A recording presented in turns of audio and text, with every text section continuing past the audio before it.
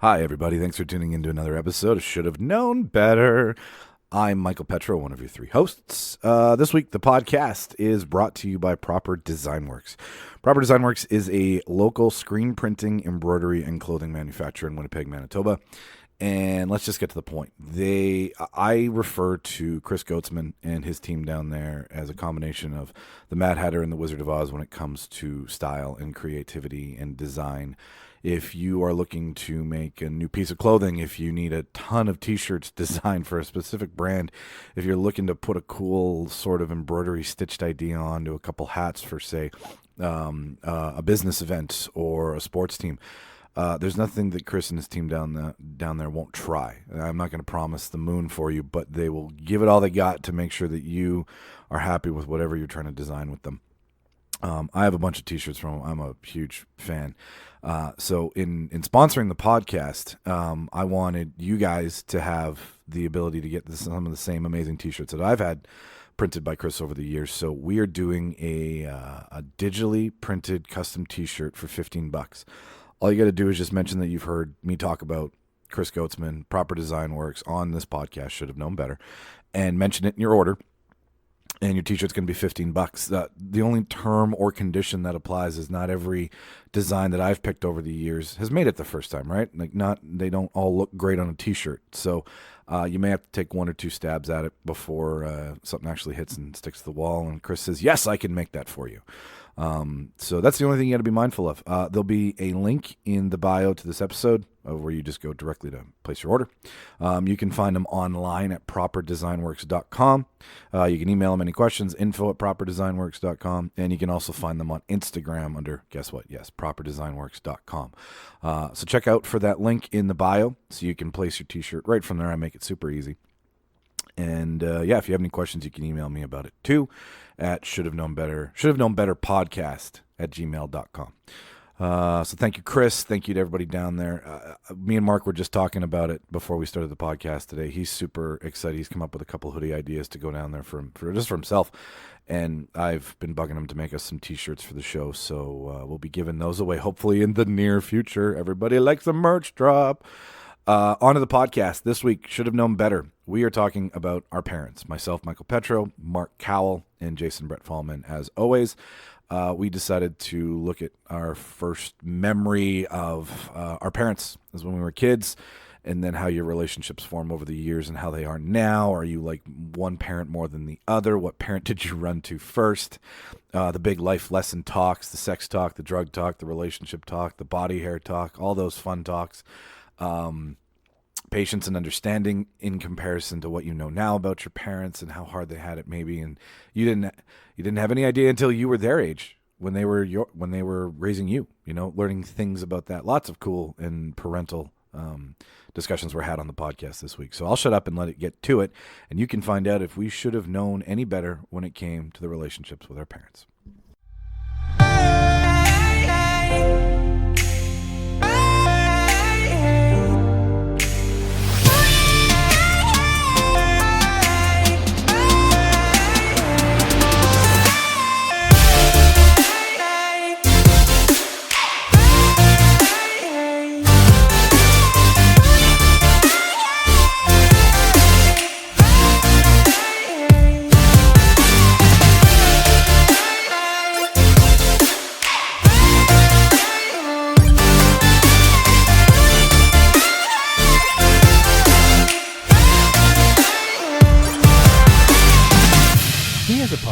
Wolf of Wall Street.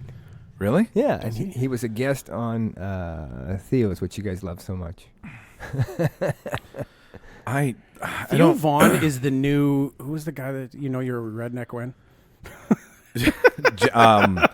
Oh yeah, you might be a redneck. Jeff Foxworthy. Jeff Foxworthy. Yeah, except he is the character that Jeff Foxworthy made fun of. Yeah, Theo Vaughn is he's the punchline.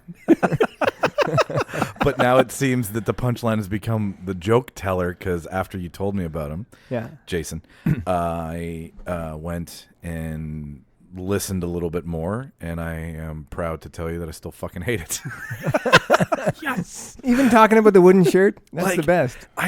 Okay, I was worried there for a second you were going to go the other direction. I'm like, please don't say you like him. Please don't say it. I set it up that way. I think he's brilliant. I think he's absolutely brilliant. I shouldn't say I hate it because it's a strong word. And to put Theo Von and Hitler in the same sentence with the same descriptor just doesn't make sense. So no, I just don't think it's funny. And I don't know what I'm missing. I don't know what.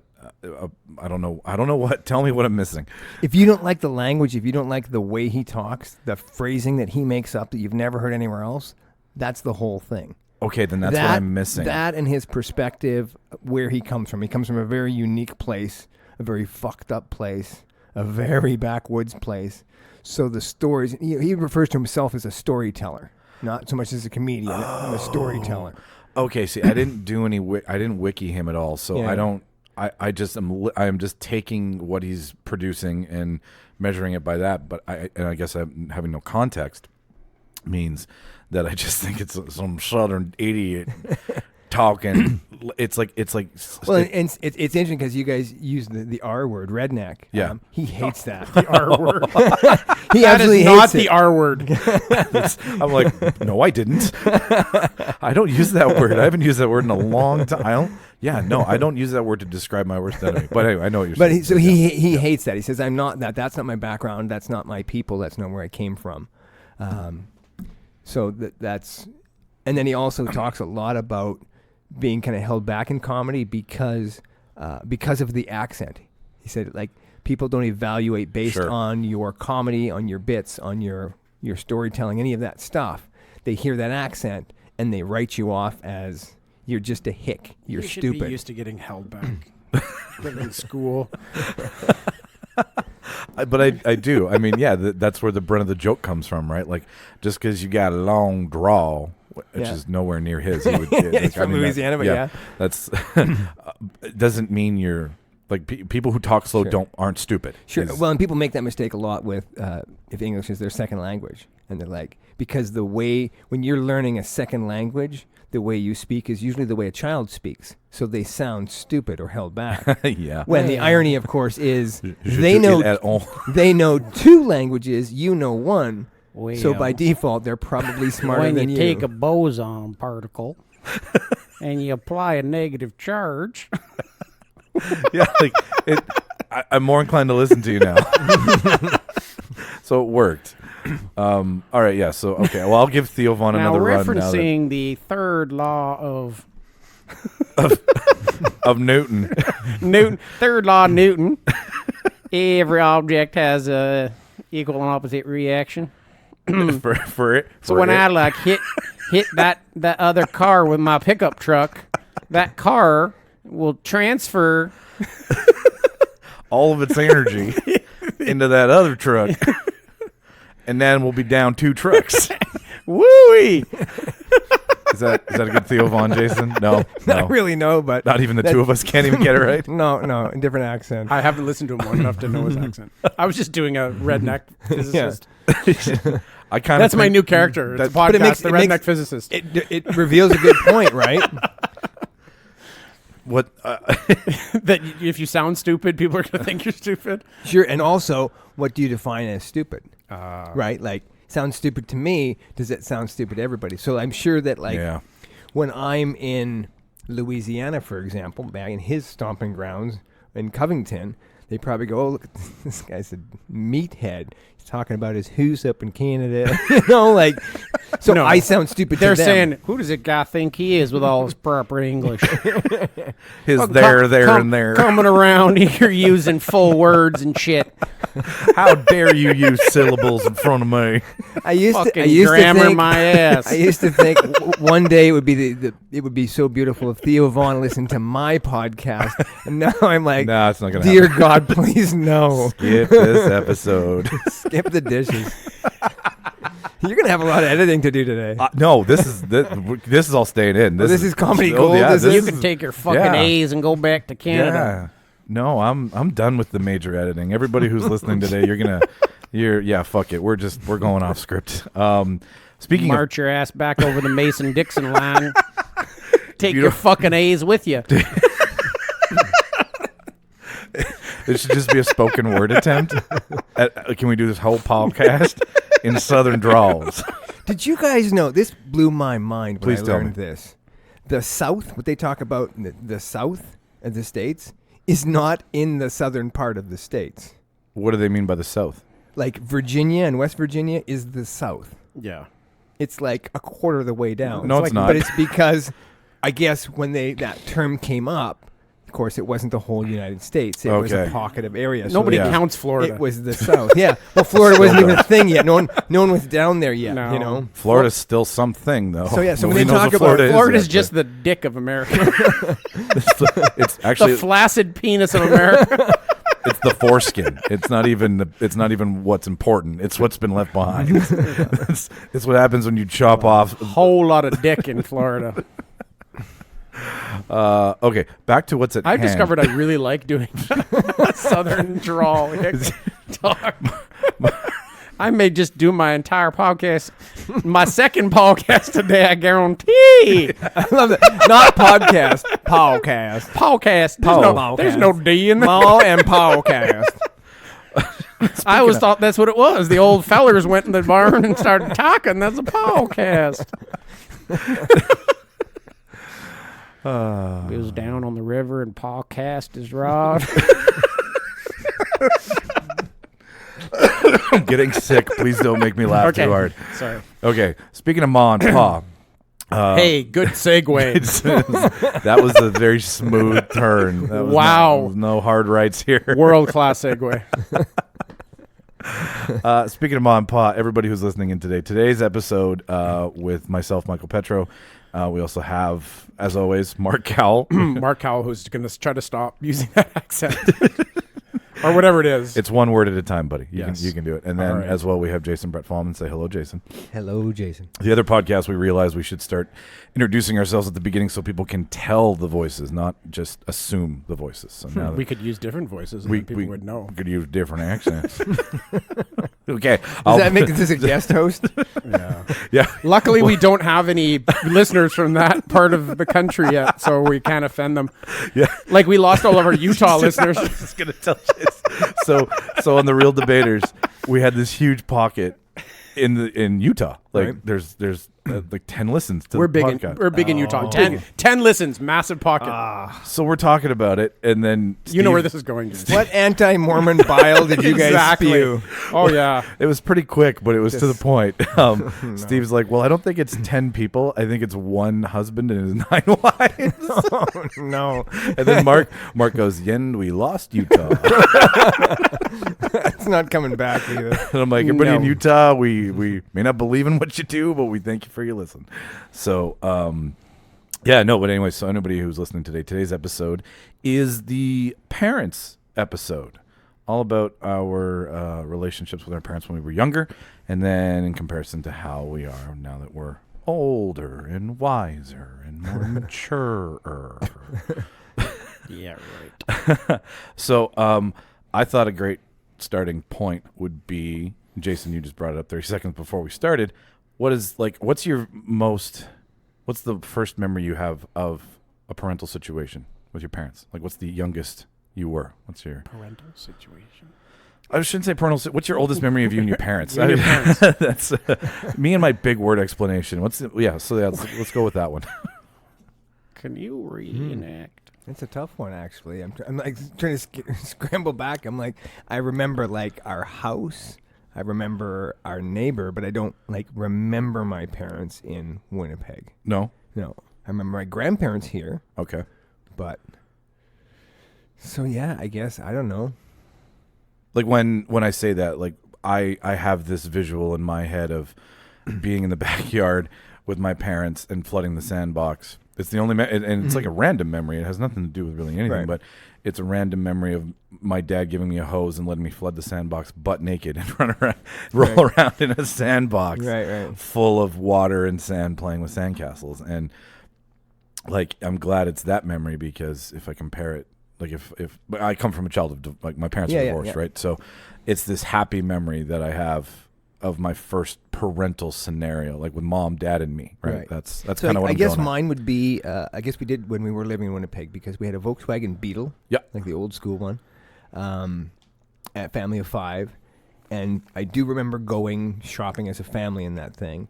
And the back, where you would have speakers and stuff like that, the back deck, that was recessed about 3 inches, and so that's where I sat. You tiny fucker. The most dangerous place to put a child is at windshield level, no seats in front of them, nothing, no lap belt to attach. Right or above the whatever. engine. Yeah, exactly. So I remember that. The part that blows up if things happen. I remember getting my hand closed into the door. Oh. My little fingers were on the thing, and someone closed the door, and it latched. So then I couldn't just push it back out. So I remember that. because there was enough of a regress there. Little tiny fingers, Oh, yeah. that would suck. So that was uncool. Okay, so what did your parents do to, how did that situation go out?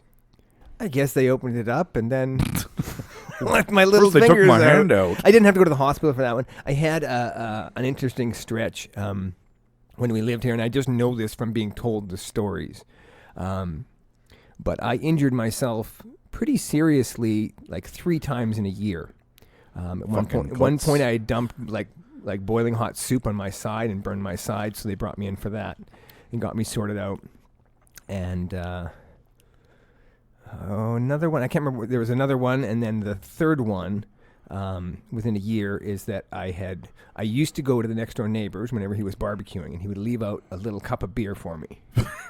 So I would drink my little bit of beer. What age? Yeah. 4? Oh, wow. Something like that. There's probably. a whole line I have in the list today about how you could parent then and how you can't parent now. I'm not saying you should do this. This isn't the should have known better part. Although I guess it could be. So he would leave out a little shot of beer for me. So he was out, lit up the barbecue. He went in the house. I went into the yard and grabbed the beer and chugged it back.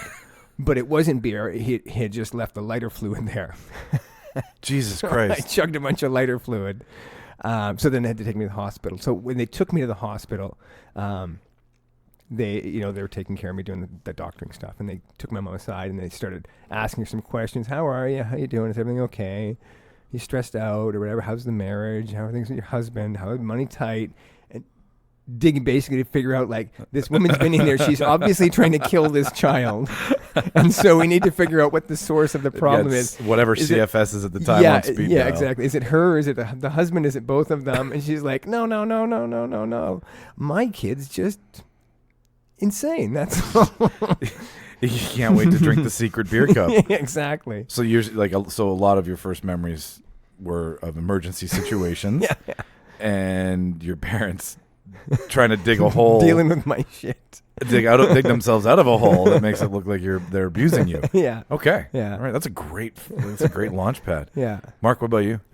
It's interesting you're talking about that because Funny you mentioned child abuse. No, I was gonna say when you go back and think of childhood, I think there's always something traumatic or something. That's the stuff that sticks out most. Obviously, those memories burn themselves into your brain a lot.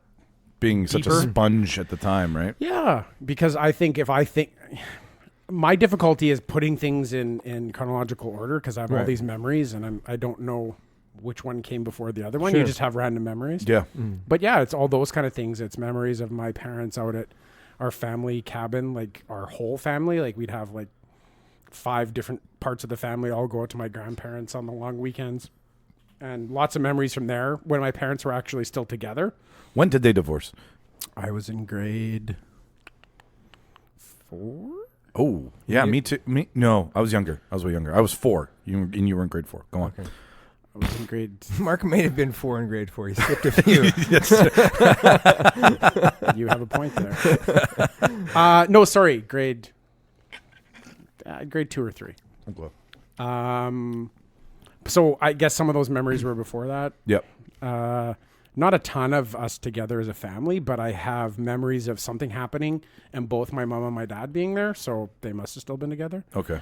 But yeah, things at the cabin, I got bit by a dog and I just remember my parents being there and taking care of me. Again, injuries. I remember my dad built me a swing in the basement As you do. Yeah, as you do. The unfinished cement floor, basement. What better place to Broken stick a shards swing of up? glass. Yeah, swing. Set a swing up on the rafters and let your kid play. Like So- insulation, he's bouncing off of it. So inevitably, I fell backwards, cracked my head open, and they had to rush me to the hospital. Fairly Yeah. predictable, really. Yeah. So that's a memory again of both my parents. And then lots of memories for right around the time they split. Like I remember the day they told me they were splitting up. We had come back from the lake that day, and I was really eager to go play with my friends who lived up the street, Johnny and Willie. And I remember coming home from the cabin, and it was Grew like up in the 30s. it was yes, it was. He's going to play stickball. I think Sorry, it was like Sunday stickball. afternoon or something like that. And we got home, and they're like kind of sat me down and did well, we have something to tell you. You know, it's your mom, kind of thing. Like your dad's gonna go live in the city and blah blah blah with your aunt. And I'm like, okay, can I go play with Johnny and Willie now? Not fully grasping. Like, All right, all Not right. grasping it Right. at all. I get Like, 2 Christmases. Didn't What make the any fuck else do I sense. need to be here for? And I just wanted to go down the street and play, and it didn't really hit me. But I remember saying that, and I remember them being like, okay, like, you don't have any questions? I'm like, no, I'm good now. Didn't really sink in. Well, it's a big word, divorce, right? Like Yeah. being so young and not like, there's no basis to understand the word, right? Like I don't even, like you say, you can remember it. I can't remember my parents divorcing. I can remember I can remember walking into their bedroom and fighting, and then like the get out, and I was like, okay, and you slam the door and you run out, and that is the only fight that I've got a recollection of around the time that they divorced when I was 4. I do remember the ridiculous fights of like, he needs to zip his parka up. No, he doesn't. Yes, he does. No, he doesn't. And I'm standing there, and they're like, one of them's unzipping. You're the me. battlefield. I'm the battlefield, right?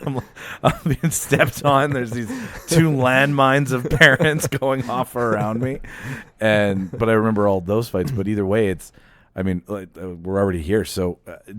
I knew your parents were divorced, Mark. Mine are divorced. Yours have always been together, correct, Jason? Yep. High schools, sweethearts are just, yeah. Fuck, yeah. How did you come out so well? Exactly. Well, when you mentioned the fighting thing. I've never seen my parents fight. Really? Never. Still not.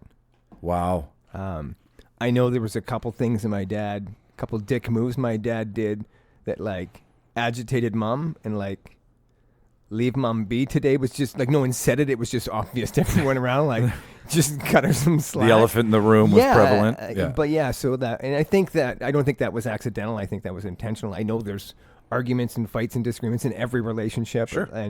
But I think they just decided that they didn't want to do that in front of their kids. So they, whatever. It also kind of goes back a bit to, remember whenever we did something bad, the rule, like seriously, like that needed a punishment of some kind of spanking or whatever it was going to be, we would be sent to our room to think about it for like an hour. Like, just go think about what you've done, basically what's right, what's wrong, why is it wrong, whatever. Did you ever really think about it? Oh, you just like go lay on your bed and think you about just fucking sit there and stew about it the whole time, 100 miles an hour. I went and played with something. He went and played with Jimmy and Willie. No. Johnny. You just John- sat there like, John- because They were nice Paraguayan Mennonite boys who lived up the road. The thunder's still coming, so I just sat there and thought about it. And so I always thought that was a parenting skill that they had, because then they would come and talk to us about it, Yeah. and then we would get the punishment. Like, the punishment was happening anyways. Yeah. So, the whole time you're talking it through with them, you're like, maybe if I show enough remorse, I'll get out of this. And that didn't happen ever. But, so I always thought it was to get us to think about right and wrong and why these rules and all that kind of stuff. Flash forward 25 years, I find out from my mom, we did that when I wanted to fucking kill you.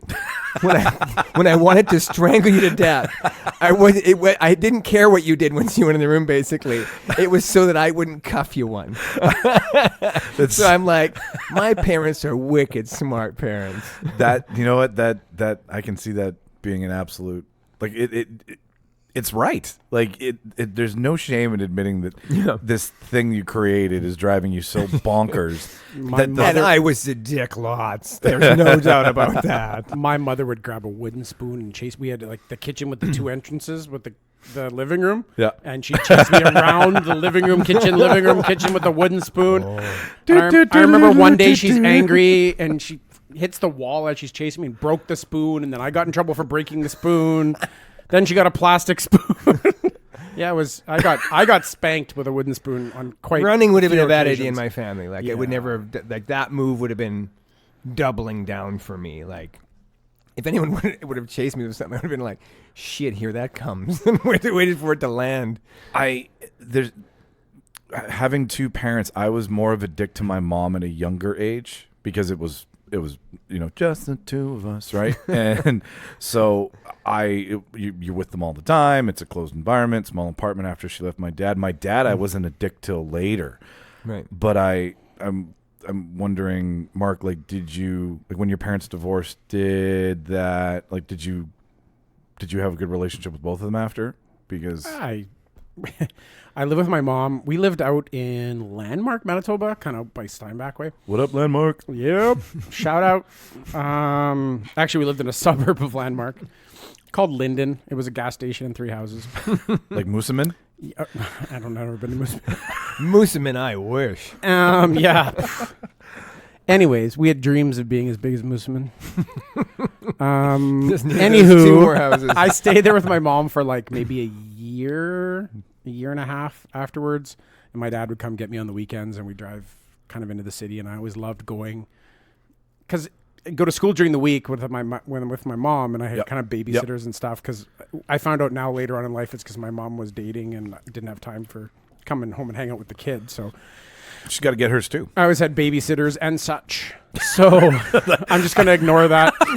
I know his mom. It's the truth, but I'm going to ignore it.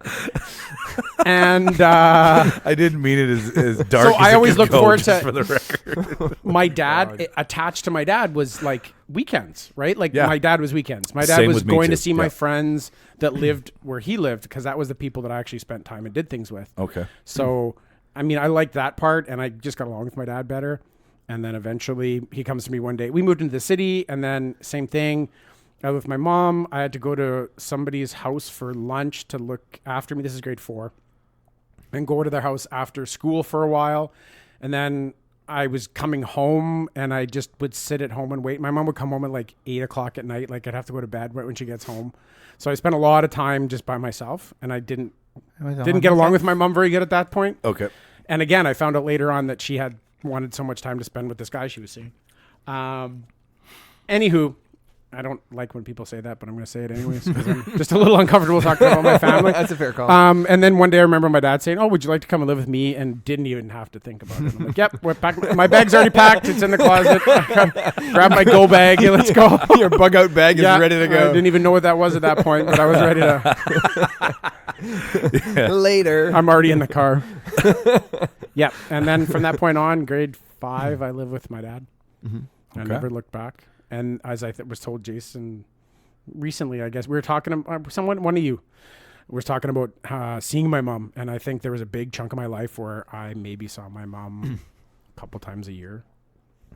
Okay. And we lived in the same place. Like she lived across the city or just outside, and we never saw each other. Yeah. My dad moved to Sun Valley. We lived in North Kildonan. These are lovely suburbs of Winnipeg, Manitoba for everybody in Utah. And it's a 6-minute drive, but like I barely saw my dad, spent all my time with my mom. You didn't just hop in the car and drive No, unfortunately. I didn't really like, I mean, my dad liked the theory of kids, but didn't like the practical application of being a father. Like he would he would like to be a father from, a checkbook distance away, right? Kind of thing.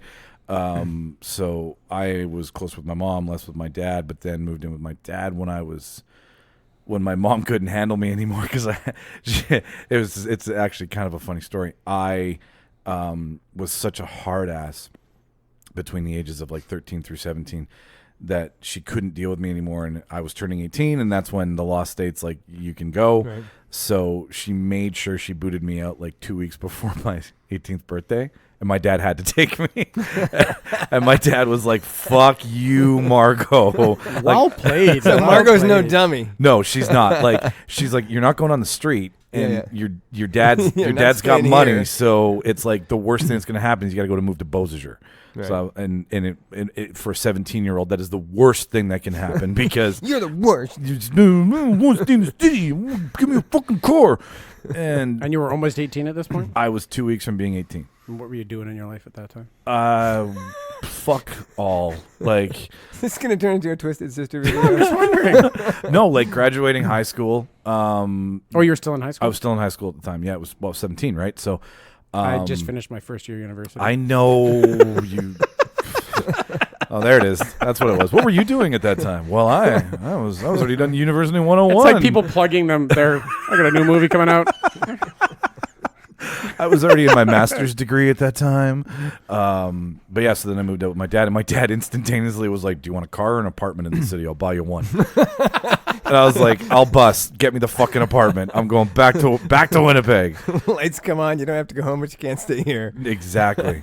So yeah, that was so we got the dynamics here. We've got two divorced parents. Jason, did you ever, like, any of your friends ever, like, growing up, have divorced parents? Like, was that something that was even a conversation? Probably that was Yeah. that problem. No. I had one friend that had divorced parents. Divorced? Did So that people in was Sioux just- Lookout get divorced, or did they just put up with each other's shit? Just kill each other. Can't spread rumors around town. We're together. Everything's great. No, Peter's dad wasn't in the scene, so that was kind of. So whenever I would stay over there, that it was always kind of weird to me. I didn't know, and like no one talked. I mean, I wasn't friends with him when it happened, so no one ever had a conversation with me. So I just kind of had to like observe and like, well, this is weird. Like his dad's not here, but then sometimes his dad would stay over. I guess maybe. To spend time with the kids or something, like but he would like sleep on the couch or something, and so I just trying to figure out what's going on here. That's kind of weird. And then, I guess the next person I could think of was like, again, when I was like 13, 14, I hung out with somebody, and his dad wasn't in the picture. Lots of dads not in the picture in these stories. Yeah. It's like a Well, I thing. think- Like there's I've read stats about it. It's more like I think in the 80s it was just Well, yeah, exactly. If you go back to the time when we were kids, that was still a no-brainer that the wife usually got the kids. Like that wasn't a real, it was very uncommon that it went the other way around. That you would end up living with your dad. I was an I think. exception. Yeah, yeah. in so many ways. But I think the initial thing is like go throw them with the mother because it's the mother, and then if the mother wants, Well, what was yeah. pay equity or opportunity equity in the 70s for men and women? It was just like, he's going to keep working and pay child support to her. Yep. Yep. Like my parents were a very conventional sort of like 1950s bubble. She stayed home and kept the house and took care of the kids so that he could go off to work. And when he came home, everything was just the way he wanted it, so he could unwind. I used to see families like yours on TV. Yeah, yeah, exactly. Yeah, the after school special. not based on real life situations at all. No. And then My the- mom was and then like a the bank 80s manager, Yeah. so she worked long hours and nobody took her. Yeah. What parent do you think you're more like now that you're older? What attributes, like when you like what was like was there ever a day where you look in the mirror and you're like, oh fuck, my mother does that? Yeah. Or, oh my god, I'm just like my dad. For me, it's such a coin toss. I mean, there's things that, like, I just came back from a road trip to Portland with my dad. Okay. First time that I could think of that I've spent 8 hours alone with him. Like, even when we would go to the cabin, it would be mom and dad and me. Yes. There were a couple of There's a we stuck dynamic, together, right? yeah. There's a balance. Yeah. Yeah. So, like, I don't know if I've ever spent 8 hours alone with my dad. And so I ended up spending 8 days straight, same in a car, road tripping to Portland. We went to a collectible car auction stayed in the same hotel room and stuff. And so it was very interesting because I learned a lot about him. I kind of, at this age, I mean, I'm getting up there, and so I kind of feel like I know who my dad is. I know who my mom is. I don't have a childish vision of them as people. Like, I know they're real people and stuff. But just spending that amount of time with them, I started noticing a whole bunch of things that I had no idea that I never knew about. Like what? Like what? Well, and then I also started noticing things about myself in him. to go Where back did I to where get you this started. from? Yeah. So whenever we would pull into a gas station, he just goes hog wild. He buys. I got to get some. Does he kind say of, hog wild? Pretty Please- much. please be he gets true. pretty excited. Hog wild. So it's like I got to get some chocolate. I got to get some kind of a meat snack. Oh, you are your father's I son. got to get jujubes. I've got to get something spicy. Like the two of you Yeah. throwing elbows trying to get to the junk aisle first. So every gas station we stopped at, he did that, and I was like, "Holy shit!" And then he came across salty pork rinds. Oy. He bought Chicharrón? salty chicharrón. He bought 7 or 8 like family-sized bags of it, and I'm like, "What are you doing?" He's like, "Well, I can't get these at home, so I'm buying a bunch to take with me." And I'm like, "Motherfucker," because I never saw him do that when I was a kid. Like, he didn't do that around me when I was a kid. Yeah. I do that shit all the time, and I'm like. So where does it come from? So it's like, well, exactly. I'm like, we've evolved sort of individually in that regard, but evolved exactly the same. the same cells. way. There's 23 of Yeah. him. Where's the pork rind addiction in those 23 chromosomes? That's even weirder, Mike, than like you're saying when you look in the mirror and you see your mother or your father. What's even scarier is when you look at your parents and see yourself. Yeah. Because you know they didn't get it from you. Yeah, it's not the other, it's not the right way. Gotta be the other way. Oh my God! Like Oh shit, there's me. What the fuck? when I hear my stepdad talk about the things that drive him nuts about my mom, I'm like, you and Shauna need to go for coffee. and it's Help her. and it's things I never saw my mom do. Right. And now I do them. But then when Kevin's like when they're like moving into their new place in their retirement home, right?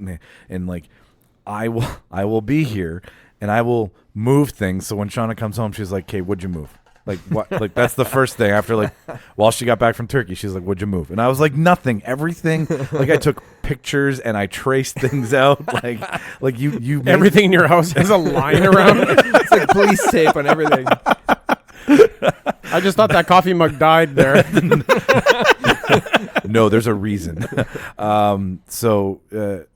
Anyways, so they move in, and Kevin's talking to me, and he's like, "Every time I go to look for something, your mother's moved it." And I'm like, "Oh," but she never did that to me growing up, so Right. I have no reason to the same think sort of thing as me, same like- sort of thing you're talking about. Where It's evolved independently of each other. it but has to the same thing. It's the nature versus nurture thing, right? Was I being subconsciously exposed to it while my mom and dad were briefly together, and then like just in other ways while my mom and me were together growing up, or are we just like Right. this is just us? Well, the big twist is this, I think. This has always been my take on it. We do take on a lot of our same, habits and tendencies from our parents. But, we're sort of a version of them. We're a filter of them because they're saying, okay, this is who I am. These are the challenges I have. I don't want my kids to have to suffer from X. Yeah, and they try so hard, Right. and it still fucking happens. Well, sometimes it still happens, but a lot of times it doesn't. A lot of times that's a test or a price you don't have to pay. yeah, if So you're mindful of it, that's those are the things that you will be different from your parents. Totally. But then there's other things that are just, like if there's no effort made in trying to make you not be that. Like if I'm a considerate person, I'm not going to try to make sure my kid isn't that. Yeah. So you just take a lot of that stuff on by default. I think a lot of the good Like stuff you begets take on by like and- default, and hopefully you filter out some of the negative. you know? Okay. And then, of course, that makes a brand new person who has some unique negatives to pass on to their kids. and the sick cycle continues. Yeah. Unique negatives. That's a nice way of saying you're fucking annoying. Yeah. I mean, I think my dad and I live very different kinds of lives, but I can see a lot of it stems from the same place. Like he's a very OCD person. Things have to be lined up very, very particular, and that's an anxiety disorder. Yep. I, on the It's other control. hand, It's all about I control. lean more towards control through hoarding, through hanging on to everything, keeping let it go. So he sees that and he goes like, "What the fuck?" That makes his skin crawl because it's sort of the opposite. of apples and his, apples, though. But it's coming from. It's also an anxiety disorder. Yep. It also comes from a place of control, just manifesting slightly differently. The root is the same in us. And so sometimes it's hard for me. Flour's different, but the root is the same. Yeah. So sometimes I think my dad and I have a hard time seeing eye to eye, and I sort of accused him recently. I said, I've always known you love me, but I don't think you like me. And so Sounds like a song title. Yeah. Well, go ahead and write it. You can Shania have Twain. it. That's a Yeah. definite Shania Twain song. And one of the things I don't think you love me, but you one of the things I definitely don't recognize like on me. this trip is that I like my dad more than he likes me, but there's parts of him that I don't like either. Sure. And I'm like, I never thought of it in a fair way like that. What healthy relationship You know? ever survives if you're not aware enough to be like, I don't like that. Yeah, You can't like everything somebody does. sure. Mark, Yes. what do you Michael. do? Message for you, sir. Michael. What do you do that's like your parents? Oh, what do I do? It's like my parents. Oh boy. Passive aggressive. From my mom, yeah. My mother and I have a really tense, relationship there. I guess maybe if you want to say, I get that from her, but she's aggressive, not just Yeah, that's true. passive-aggressive. That's a fair call. She's got all the options. Yeah. My mother's a very sort of speak your mind with whether you like Speak it or your not. mind. It's occurred to both of you that this is the first podcast our parents will listen to. Yeah. Oh, My yeah. mom's never going to listen to this, so I can just go hog wild on. My mom will too, and we've not mentioned our parents' names, so there's no fear of Yeah. someone going, "How dare you treat Mark that way as a young man?" Yeah, I learned a lot of things from my dad. I think my dad, I got he was never a yeller. So growing up, when I did anything wrong, Old yeller or just yeller? just a yeller. Okay. Whenever I did anything wrong, it was a very Measured calm. Like my dad actually kind of slowed down the talking yeah. when things were bad because he Yeah. wanted to make sure you got the point across that Interesting. Oh, and that's the worst. Men of that era If your don't know parent- how to express their feelings. your So for parents him to freak slow down out, and If your parents freak out, it's easy to dismiss them as, they're just raving lunatics. and this is what I And found. the worst thing your parents can say He's is, taking my time. yeah, no, it Go is. ahead. It's okay. Just joking. I prided ourselves on not over talking each other until this episode. We've all done it once, I think. Judge is taking my time. Go finish. Go. I was just gonna say I don't remember what I was gonna say now. Oh. Maybe you can say your thing and I'll remember what I was gonna say while I was talking about it. what I was going to say is the worst thing your parents can say, because they freak out, they're raving lunatics, screw that. You can't respect that. The at worst 4 is or if they're really 44. slow, like, we're not mad at you. We're just disappointed. That's my dad. Oh, fuck. 100%. My dad is Just go straight to the therapist. you just talk about what's going on. He was a very talk everything out person. So I 100% got that from him. I learned if something happens, you don't just get pissed off and walk the other direction and wait till everybody cools down. The go think about what you did is fine for a very short amount of time, so you don't lose your shit, but people need to control their emotions a little bit more. If there's a problem, there's something that needs resolve. It was always resolve it fast. Yeah. So my dad would sit me down and we'd have the long talks. It wouldn't be yell at me, go to your room. It would be the big long talks. Sure. And I remember when was I 16, maybe 17. I remember sneaking out of the house and coming home and I was older, right? I had a car and I lived at home. I don't think that's sneaking out. I think that's going out for a No, night. but I still had to be in at certain time, right? So whatever. I came home and it must have been 16. And I remember coming home and driving up the street and shutting the car off and coasting in neutral. So Because that'll work. so that I didn't wake the parents. And then I thought I'm being so sneaky, and I come in and I'm sneaking quietly in the house, and we have a split level, so it's a landing and stairs down, stairs up. My parents are in the basement, so I'm sneaking in the front door. And I'm going, and then from the darkness at the top of the stairs, the dark. where there's a chair sitting there, I hear this, "Hello, Mark," Oh, no. and kind of thing, and I'm like, oh my God. And he's sitting there honestly in the darkness in a chair. That's so ominous. And he just looks at me and he says, "We're going to talk about this tomorrow." Oh, And then he walks by me and goes downstairs and just let me stew and fear all night. Oh, man, that's psychological warfare at its finest. That's CIA level. And my dad was a fuckery. talker. So him not talking at that point, You're fucked. I'm You were so done. You don't know what to do. You don't have a... Yeah. And at that point, I lived with my stepmother, and my stepmother's the yeller. And growing up in a talking household where you talked everything out, her yelling, it's right. I could shut it off, no problem. She could yell at me, and I'd be just like, whatever. Yeah. I hear you. Yep. And it's the slow, like, The slow burn. Mark, come here. What did I tell you? And then the pause, like the use of silence. Yeah. Yeah. The pregnant pauses for Yeah. sure. And then I had to respond. So I have to, get involved. And I kind of don't want to get in, because when somebody's yelling at you, you can just stay out of it. Well, but when and- somebody asks you questions. And when they go, "What did I tell you?" You can't be like, "Yes." Exactly, right? Like, you can't like nod and smile. You actually have to say shit. You told me not to do that. It's a qualifying question. That's right. And what did I tell you was going to happen if you did that? It's like, I don't know. Yes, you do. And what's gonna happen next? That thing? Yeah. That honestly, thing. and my dad sat me down after I snuck out, and it was literally the talk of, like, they had fucking brochures for like boarding schools and shit. Like, it was like serious. Wow.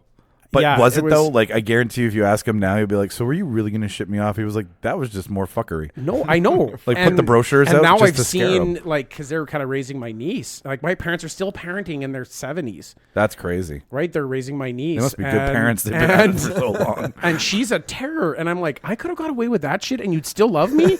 Like, and I'd still come back in the house? Like, she told you to fuck off and walked out the door. And that, ladies and gentlemen, is the should have known better highlight Exactly. of the podcast. I'm actually reliving my youth with her. I'm like, I could have got away with that?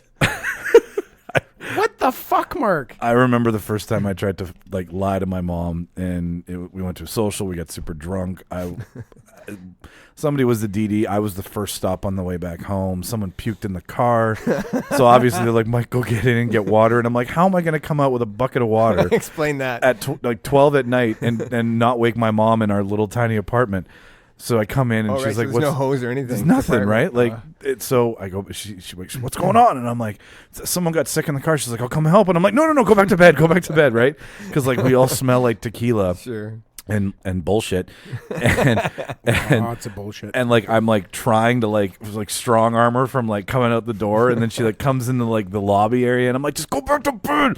And then I'm like coming out to the car, and like my friends, like one guy took his shirt off and he was like wiping up the puke with. I'm like, "Yeah, because that'll work, right?" And then my mom gets like further out, and she was like, "What? This person isn't sick, they're drunk." And I'm like, and that was the That's night. what made him sick. Well, like, and my mom's not afraid to say this, so I'm not afraid to say it either. She's a recovering alcoholic. She's been sober. I'm 36. She's been sober 32 years. So, what up, Mom? Way to go for being sober for 32 years, because I can't go sober for like a week. Yeah. But that was the night that I got okay, so this is what alcohol can do to your life. And she Right, started to right, like tell You me get a serious talk. Then. Well, yeah, Someone well- who knows. like sidebar, because I was raised by my mom only in there, and she wasn't like, I was her priority. So a lot of my entitlement and only child syndrome comes from having such an absolute fantastic mother, in the sense that she was like, and no disrespect, like she's the polar opposite of your mom, Mark, because she didn't want to date until I was older, which fucked her royally, because I was like, "You're mine." When she wanted to start to date around like 13, 14, 15, I was like, "Who's this fireman coming in taking you from me? How dare he?" Which is my stepdad now, who's a fantastic man, but that backfired for her. I'm going to raise my child and be focused on my child meant that you were raising a little bitch who was like, "You can't, no, my mommy does everything for me," right? But that kind of relationship, I lost my fucking train of thought. You? Me? Tangent? We just let you go. Captain Tangent? You were talking about how you're a Yeah, mama's the big boy, and you don't alcohol talk. you don't like the man that came into your mom's life. Yeah, no, I just, the comparison between having, like, both of you guys have mentioned your dad a lot. My mom was the focal point for me, Right. because we lived together forever. But That was my dad. That I think was we just reversed Yeah. roles. My dad was your mom. yeah, sure. Yeah, I get it. No, I see Sort of what something you're- like that. I see what you're putting down. And think- so she Are had- we're both only children? you're no, yeah, I didn't, I, Yeah. We both have divorced parents and we're only children. This Yes. guy's parents are still together. I'm youngest of three. But he's great because he's the yin and the yang, right? Like that's what I was excited Yeah. about this, because I look at, like, I didn't have a strong father figure in my life until recently. Like, Kevin's been around since I was 16, Right. but Oh yeah, I know where I was going. Yeah, it was the whole my mom's an alcoholic. To be fair, that you was just the kill night off that your was dad the- at a Colonel's. Yeah.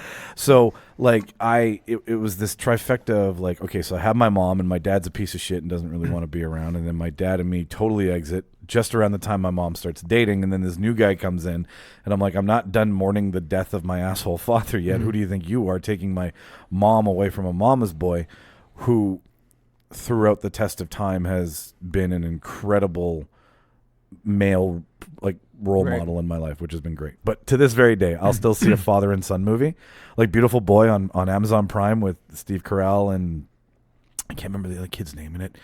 Super new. He was in Call Me by Your Name, a couple other movies. Timothy Chalamet. That's it.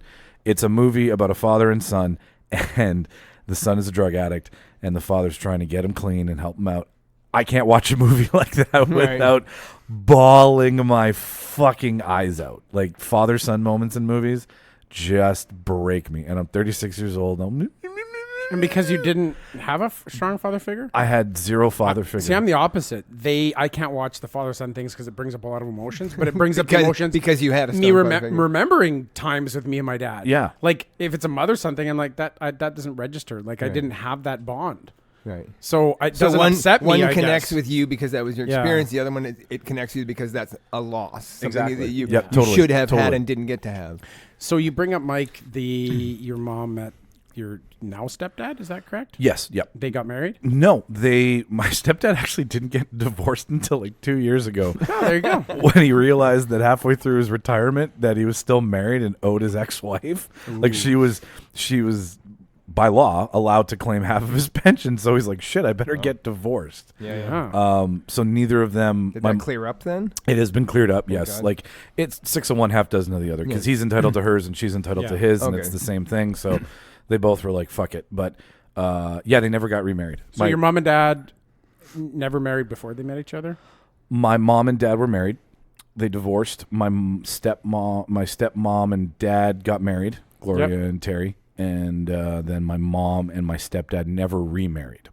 Okay, never They've married just together. been- And neither your mom or your dad were married before each other. No, they were each other's firsts. Were yours married? And before? were just mom and dad met, fell in love, got Yeah. married, stayed that way? Like 16 and 18 or something like that. Yeah. My dad met a young woman, got married, got divorced. My mom met a young man, got married, got divorced. My mom met another young man, got married, got divorced.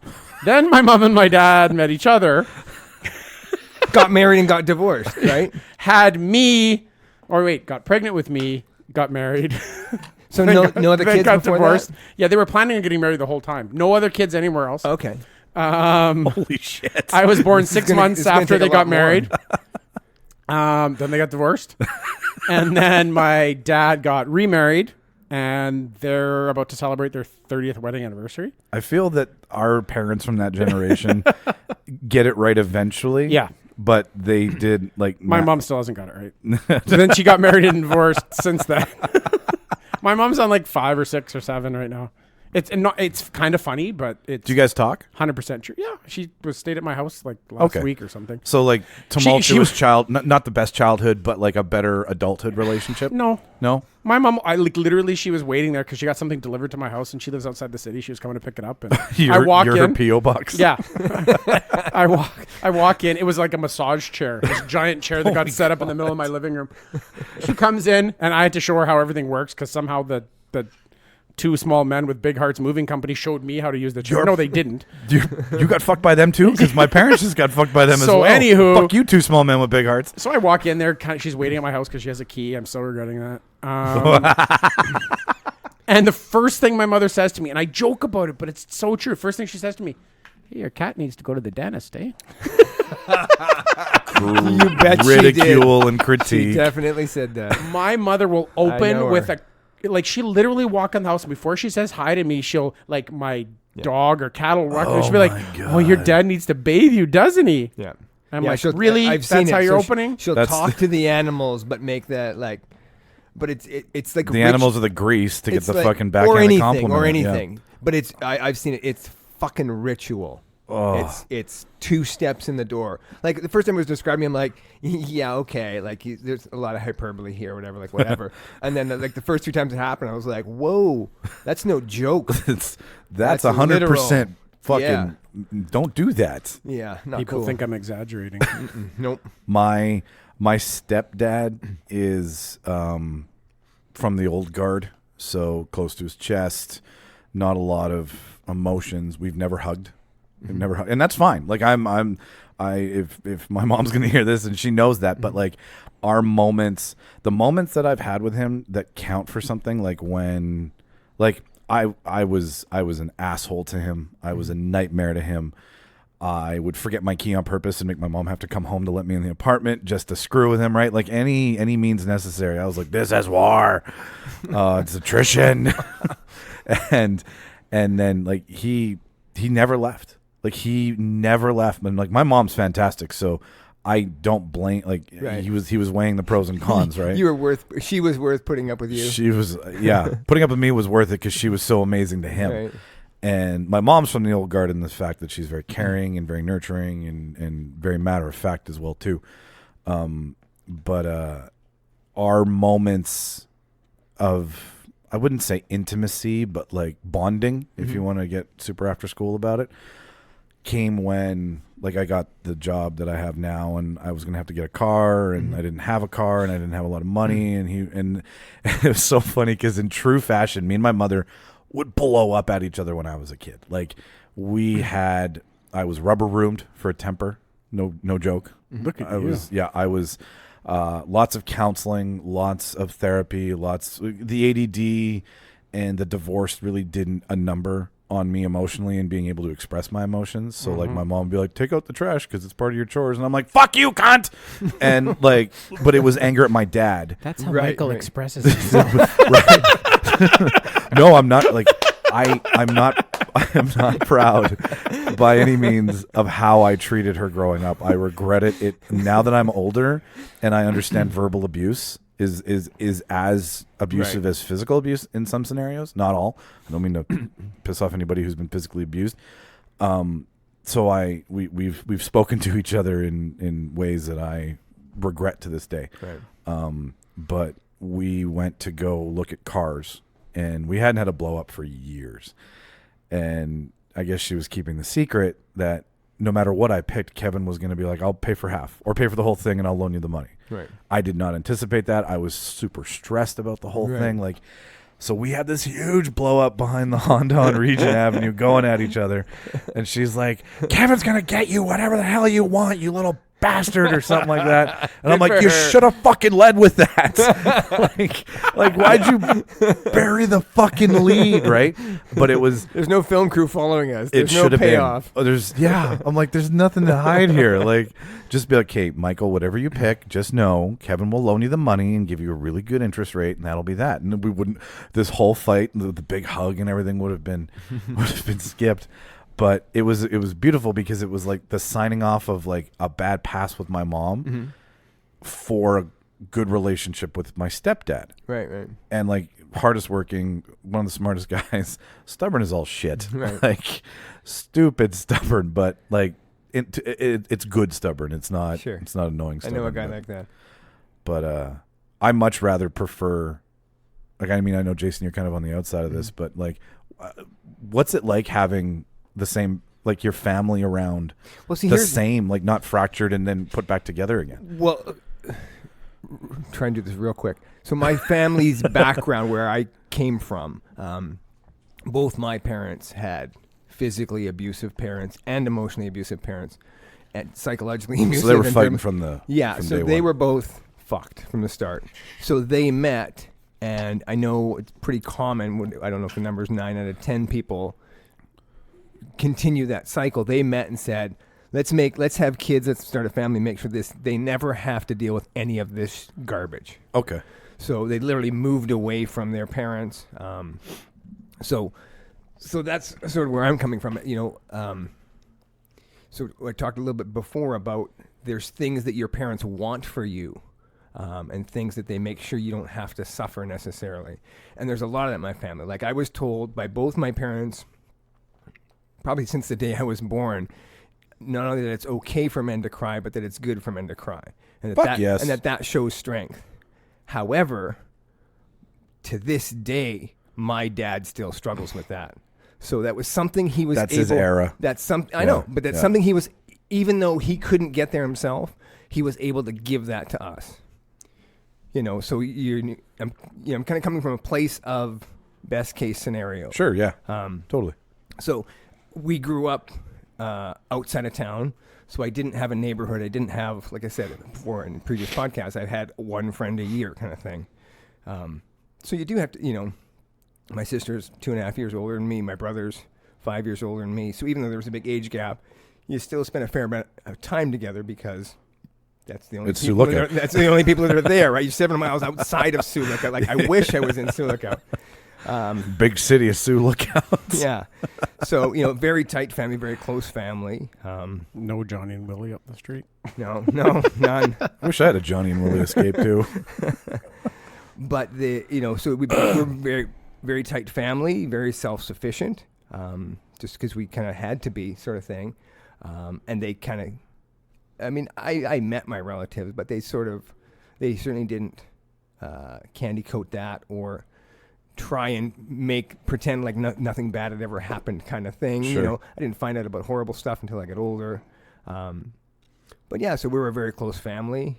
I've also mentioned before my brother killed himself. Yeah, that would. So that's a different kind of tearing apart of a family. You Yeah. know? And that's, and just like with a divorce or losing a parent or whatever, it's a grieving process pieces, no matter the pieces are no longer there to go back together. Yep. So you have to forge some new thing that's not as good as it was. It's a new Humpty. Yeah, the best you can, kind of thing. So we weren't affected by divorce or separation or isolation, but that fucked us up plenty. I think when you come from and I wasn't a kid at the time either. I was 19 when that happened. So that's also different. Us that come from the divorce families tend to wrongly, I think, look at people whose parents have been together and say, "Oh, you had your parents around all the time." and I honestly probably think that, like, you made the comment that you never spent any time alone with your dad until just recently, and I spent a shit ton of time just me and my dad, I never thought, and even time with me and my mom, which maybe you don't spend with each of them when they're together. Mm-hmm. Like, how often do you get to spend time with just one parent for an extended period of time when your parents are together? Yeah. Maybe not that much. Yeah. So there's some bonding with my parents that I wouldn't have got, I don't think, if things were different. Right. And it's only because they weren't together. That's interesting. Yeah. Like I think about sometimes if my parents, knowing what I know, are still together, and I much prefer this 2.0 version. Yeah. Right. And I know my mother cold, like she can walk in a room and I can smell her with my eyes closed, right? Like I can pinpoint Oscar de la Renta 50 clicks out, man. And that's your mom, you said, didn't date for a long time, right? So you probably spent a lot of time, you and her. My mom, yeah, totally. Like and and that I think my dad didn't really. So we had we had dad-son vacations where we go away for a week together. What's that like? Tell me about that. What's it like getting along with your mom? See, yeah, and isn't that the grass is that's the grass is greener mentality, right? Yeah. Like but that's you have these two things that make you, and then one of them goes, and it. I don't know of any parents that really like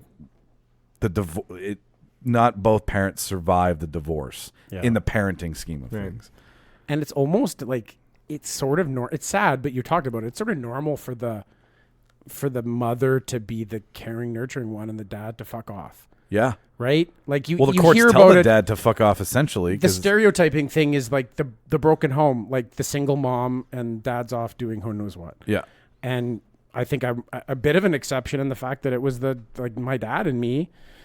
He got some help from my aunt because he lived with my aunt, so she was kind of like a mom to me for a long time. But which is another parent fold in here. I lived with my aunt for like 6 years, and she was probably my mother through like the most formative years, and she wasn't even a parent. So I mean, parents aren't just the two people that gave birth to you, right? Yep. Like they can be grandma. I know Chrissy was raised a big chunk by her nanny, and she felt way closer to her nanny than she did her mom at any time. So I think parent is not just the two people that birthed you. I had some severely interesting male role models in my life growing up, and I'm not ashamed to talk about this. It's actually more funny than anything. But my mom being an alcoholic and going, okay, I'm leaving my husband, and I can't go back to drinking, and I need to go to AA, and I can't afford a babysitter. So guess who went to AA meetings with their parents? Right. Parent, like once to twice a week. So I grew up in Alcoholics Anonymous. Right. So it's Do you have good cookies? I'm telling you, that you've just mentioned it, I got the taste of like Dad's old-fashioned cookies in my mouth. Yeah. Like I know that oatmeal raisin Dad's old-fashioned cookie, just giant plates of them. And cookies for me, right? I'm not drinking coffee, but there was like 3 or 4 single guys that were trying to get their shit together that my mom would always be like, come over for Christmas, come over for New Year's. Did they ever right? get like the combo pack with the goodie rings and you just Yes. you reluctantly eat your way through the shitty ones to get to the goodie rings? Yeah. No, that's like You can't get that no more. no. No. Those days are gone. Anyway, bye to the good cookie bag. Hashtag bring back. I don't even know what they're called. The Dad's assorted pack. Dad's assorted pack. Or you can't get goodie rings anymore. No, you can get just goodie rings now. Oh, Yeah. you used to never be able to get just the goodie rings. Right. It's like them selling like just the marshmallows from or from Lucky Charms now. Do They finally do have that? cut to the chase. I don't know, but they should. They should. Like, Nobody wants the cereal. no. It's just the vessel. It's just the excuse to eat the marshmallows. Like by the characters, it feels like you're on mushrooms. Yeah, I was gonna say that's a different Lucky Charms.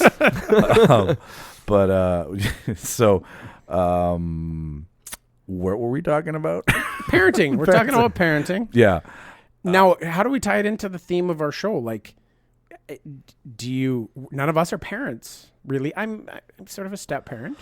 I was looking at it from a perspective of how you were to your parents before you knew your parents and how you are your parents now, right? Like you take them for granted when you're younger. You really don't have a developed relationship of like why you like them, right? Like they're forcing rules on you. Right. They're trying to teach you things that you don't know make sense. Like there's a lot of push and pull, and They're providing for your physical and emotional needs. they're feeding you, they're clothing you, they're bathing you, right? Have you had that big realization thing with either of your parents, like we're both adults and just like talk to them as a person? Yes. Because that's a really crazy moment. It is a very. I'm so glad you touched on that because now when I see my parents, I see them as somebody who probably within the next couple, like I'm more relied on now, but that's because there's a relationship there that's outside of the mother son stepfather son. It's like we know each other, so we know where we can count on each other and what our shortcomings are, and the parental relationship doesn't go away. But respect comes into play more now than it does when you're younger, because you can't teach a kid respect your parents without understanding why you would take them for granted, I guess. Yeah. Is that, Makes sense. Yeah. What about you? But same thing. Like you said, the parent part never goes away. I think you just add on the person role. Like my dad's still my dad. I still like feel like he still kind of takes care of me in that sense. Like cares about me, even though I don't need to be taken care of. But I've had the moments where I just sat down with my dad and he's like man to man me and talked about like, well, here's like you had our version of growing up. Here was our story from my point of view. Right. Yeah. Right. And it's like, well, do you know why me and your mom split up? Well, I found out that she was having an affair. Do you know? And I didn't know this until just a few years ago. Oh, man. And like the whole story of like my dad as a guy telling me about his relationship woes, and like he wasn't my dad anymore. He was just telling me about how the girl he fell in love with, and then he went back to where, like, this was a different girl. He went back to where she was and he wanted to find her, and then he found her kissing some other guy, and he was like standing outside in the rain watching this through a window and had his heart broken, and God. like and it was this weird moment of like, I'm just talking to like a guy here and he's telling me about his relationship woes. Right? And it was really kind of cool. Like I definitely bonded with my dad on a whole different level. And from that, when we really opened up, he just started to tell stories now. Like every time we're together, he wants to tell, like we'll literally get together. He's like, oh, I thought of this story I wanted to tell you that I haven't told you yet. And And I bought him a digital tape recorder That's for so nice. Christmas, and I wanted him to actually kind of put things down so that he remembered his stories. So I don't know if he's doing much of it yet, but he thought, that I would bet be you a he's cool going to thing to do. surprise you one day. It'd be neat to have like a whole bunch of stories because he's a great storyteller. That's So that's definitely what you get from your father. yeah, and the whole like public speaking.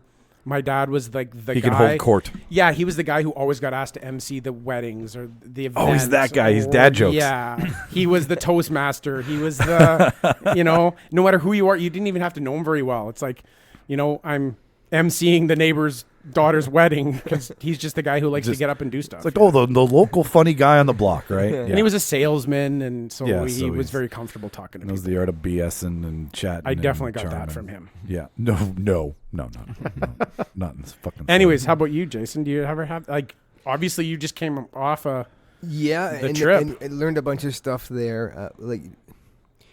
My parents live in a little bit of a frozen in time, sort of a post-World War II nuclear family, kind of conservative values. That's sort of their vibe. That's nuclear or nuclear? Is this going to England? I'm not sure. So, some of those things that even on the trip it came up, relationships and girlfriends and dating and all that kind of stuff. And like pretty much the first thing out of my dad's mouth was, I get nothing for you. I met your mom when I was like 17 or 18. Like, I don't know anything about, I know all these things I know and all this. He gave me tons of advice, on financial things and all kinds and career things and all kinds of stuff. But, all these things I can give you this great advice on. This is one thing I got nothing for you because I didn't go through it. Plus, the world you live in would be totally alien to what I would have even if I hadn't gotten married till I was 30. I still wouldn't know what to tell you. Like, what does my dad know about Tinder? What you want to do is And find so- a nice girl to court, Yeah. speak to her dad, and ask her if you can court his daughter. Yeah, exactly. He's got 1960s advice. Yeah, oh yeah. So there's kind of that, a little bit of not a disconnect because we're both aware of that, we know that kind of thing. But that's one of the ways that I sort of see my parents as, as real people, Which it's such a nice moment. Like when I think about when I'm in a jam, I'm like, I'm gonna ask my mom. Right. Like I don't even. There's Shauna, and I mean, I guess there's a difference now that there by no means did I find a partner who's like my mother. Sure, you did. Well, I did in all of Is the that ways. the theme of the next podcast?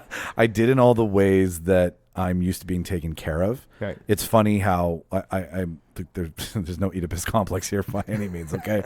But like the way Shauna is very caring and nurturing is the same thing with my mother, right? Like she's always like, "Are you hungry? Do you need anything? Do you want anything?" That's her greatest hits. Those are her. Yeah, those are her superpowers. So that Shauna has replaced that. For that, I don't. Mom, I'm hungry. Replaced your mother. Yeah, shut up. I'm trying to explain it without it going that Just route. like I didn't find somebody like my mother, but Sean has replaced my mother in all the ways that are important to me That's and not, my needs. But you know how like you fuck. She's gonna like this one. I'm not gonna hear the end of that. You're not allowed to say you're not allowed to say nothing's like something and then describe exactly how it's like something. You're not allowed to say, "Well, I'm not being racist, but Insert horrible racist comment here. Okay, yeah, all right, you cornered me. But like, I can talk to my mother about embarrassing things now and things that have more depth that aren't like the fear of coming to my mother. I know I've got a blueprint of how it's going to go down, and I know how to approach the conversation, and I know how to talk to her so that she understands. These are all things that I didn't know when I was a kid, right? Because I was like, you're getting in the way of my fun, and you're bothering me on some level, or not letting me do something I want. However it is, I couldn't see those things about her, and it's just because that's not a priority to a kid. Sure. And when you get older and you're like start living a adult lifestyle, it can be a lot of fun because, like, I said earlier about when my parents would send me away to think about what I did wrong and find out in my mid-20s Vacation. what that was all about. And, of course, there's stuff on both sides. They found out things for me. I'm like, oh, by the way, did you know that I did this? And they're like, fuck yeah, of course we did. And I'm like, oh, they knew and they said nothing, you know. So it can be a lot of fun doing that back and forth and finding out why did things happen, where did things come from, clearing up misunderstandings and things you just never knew. How many things did you let me get a pass on? Yeah. Right? Because I did the Mark thing. But there's also the both ways. There's things your parents thought that they got away with. Yeah. Right? That you bet. Yeah. So you said you told your dad on this trip that I know you love me, but I don't think you like me very much. Is that the first time that you've kind of done that confrontation? Like, what I'm getting at is I've had a moment where finally I broke down. I'm like, I'm going to tell my mom that I'm upset that she abandoned me. Right. And that's a big moment. Rather than just acting out on it, I'm going to tell her that I feel that way. Right. Is that the first time that you've approached and said to your parents or no? Because I've had a pretty good, open, flowing relationship with my parents through the years. So it wouldn't be the first time. I have been way more forthcoming in the last 2 years, way more honest with myself, and then as a result, way more honest with them, and being able to admit my flaws with them and understanding and accepting that, okay, that horrible pressure that I have to not share those flaws with them, mistakes I've made, that's not their problem. That's not their thing to bear. That's only because of how I view them. And I need to be the one to take care of that and work through that and deal with that and just be like, okay, I'm not going to BS my parents about anything anymore. Yeah, it just gets to the point where it's embarrassing, right? Sure. It's like and as opposed to, and it's unfair to them, and it shuts them out in a way. Yeah, you know, because they don't have a real picture of my life, and then of course the things I'm doing don't make sense because they're being given this bastardized version of what my reality, day-to-day reality is. Yeah, and when I had those moments where I talked about being lonely, you know, and a lot of pressure to not discuss suicidal ideation with my parents, but I did that on this trip, you know, and. Oh, that's a sensitive topic. That's obviously, sure, my for you family, guys, yeah. Well, because your parent only sees it as one dimensional. They go, "That's my child." Sure, right? yeah. They can't look and at you as a lived through person. it, so Exactly, right? So it's but you know, just being able to talk through that, and it came up the next day in a different way, and I answered those questions, and it came up the next day in another different way, and I answered those questions, and then at the end of it all, there was an understanding that, oh, okay. Yeah, I think he'll be okay. There's a reason he's got this far. Those coping mechanisms, those tools. It's okay that we're not the first person he calls when he's in trouble. That he has other people that he that's his first responder when he has a problem, kind of thing. Totally, yeah. You know, and my dad said, would you ever call us? And I said, well, I would call you if my other coping mechanisms fell through in some way. I would call you for sure. Yeah, that I can commit to. Yeah. And then he was like, oh, okay. At least I'll know. Yeah, at least I'll know. And you know, and if he doesn't call me, he's getting what he needs elsewhere. You know, and he's committed that he will call me if he's not. Yeah. You know. Oh, totally. My mother's like, are you after 3 or 4 non-responded texts? Are you okay? Are you alive? You know, and I'm like, 3 texts and you're there. But then I'm like, oh, that's me. That's where I get my anxiety from, because I start coming up with shit. And also because our parents head. grew up in a different generation. Yeah, they send a message. They expect the answer. Yeah. You know, they're not in this generation. They're using those tools sometimes. They call you. Same thing with my dad. Yeah, my mother calls me. I'm like, what are you calling me for? Send me 2 messages, and it's like, are you ever going to answer me? I'm like, it's been 3 days, and I needed to think about it. Yeah. You know, so welcome to the new now. Yeah. You have to explain. But you have to allow. You have to look at, get in their perspective, look at it from their. Yeah, explain to them that writing a text is more like writing a letter than a phone call. You'd be like, so if you sent me a letter 3 days ago, would I have responded by now? I had to go out and buy letterhead. Yeah, buy some stamps. Like the post office. It's a weekend. You're not going to deliver. Were either any of your parents helicopter parents? No. I love my mother. I love my mother to death, but I will tell this story. This is a gooder.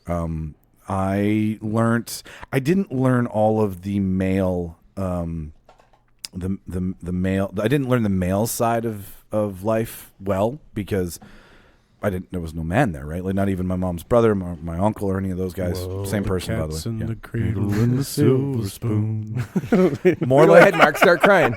More like you did it to yourself. I can't sing any more than that. Old man look at my life. Like more like a little Neil Young, right?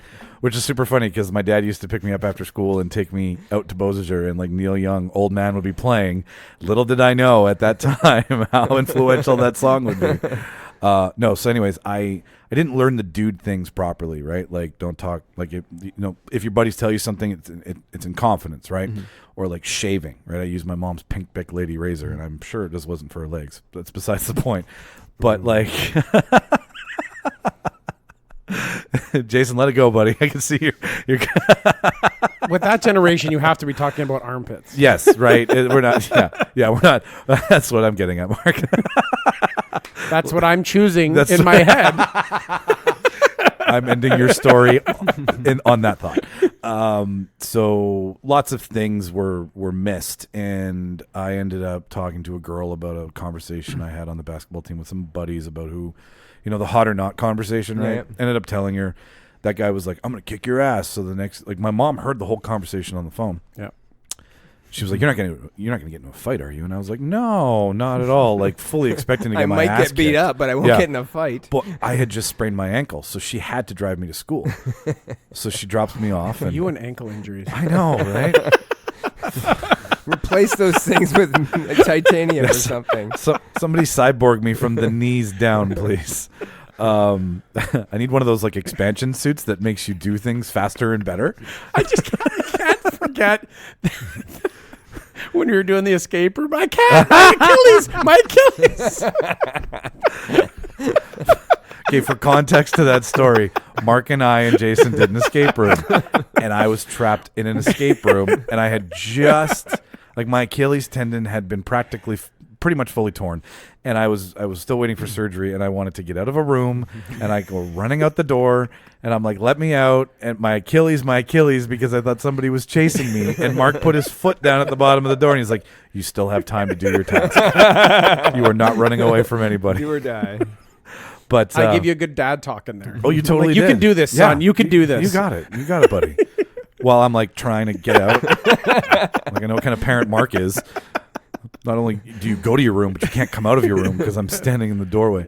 So mom drops me off, and little unbeknownst to me, drives over to across the street to the McDonald's across from the school to watch your son get beat up. So I'm like hobbling in and like crutches. Right, totally, and like all the guys from the team come over and start yipping at me, and the one guy I talked about goes to throw a punch. I kind of fake out. All of a sudden I hear, there will be no fighting. That's awesome. And I look over, and it's this crazy little woman, 5'2" in a red coat, screaming her red fingernail in my friend's face.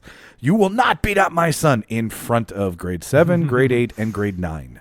Okay. That probably had no repercussions. It had. It was a fucking easy afternoon, let me tell you.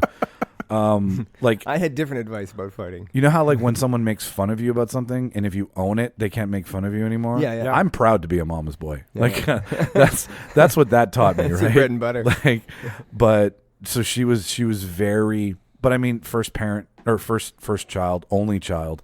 I imagine that's an adventure, right? You talk about looking from their perspective. Yeah. Like she's doing this all on her own after a divorce, right? Same with your mom and dad, Mark. Like.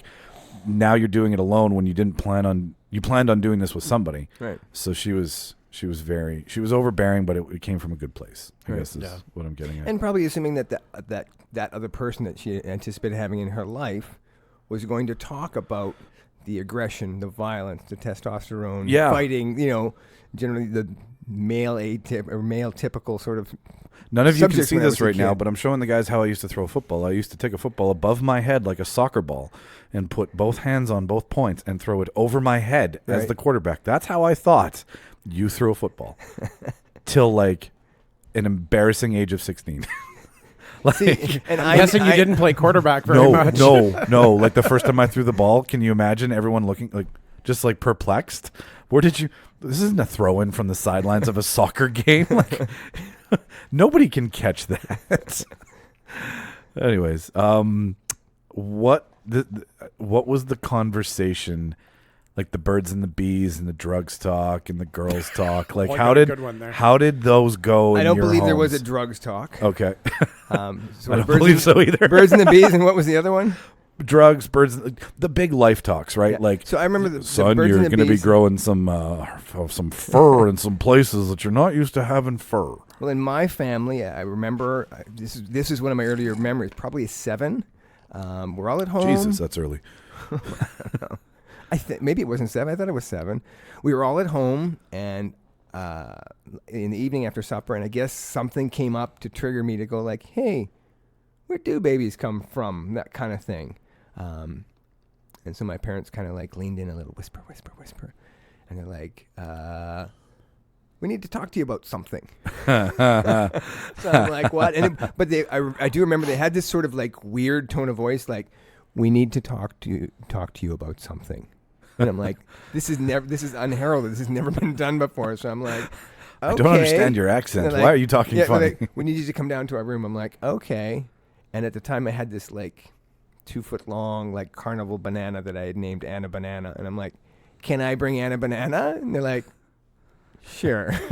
Did Anna Banana become part Isn't of it funny the things you remember about, you know, of all the things? And looking back now, I'm like, probably shouldn't have brought Anna Banana for that conversation. And they just very matter-of-factly explained, you know, procreation and how that works. And, you know, they threw in some stuff there about... Was there a diorama? with Anna Love. Banana? There was no diorama, no. But there was lots of talk about love and relationships and that kind of stuff. When you get older, these things you don't get it now, but it'll change. And then when you get much older, you'll, you know, hopefully find somebody, and then you may decide you want to have a family, and then you'll do this on purpose. Okay. What about you, Mike? I know there wasn't much from my mom, and my dad was kind of like, well, okay, what don't you know? Like, it wasn't like, all right, so you have this body part that does this thing. It was just like, so where are you a little foggy line? And I'm like, well, I know Where can I clear things up? Yeah, right. And I'm like, I think for sure very vague, very lacking detail. I mean, I can't understand how a mother could find out.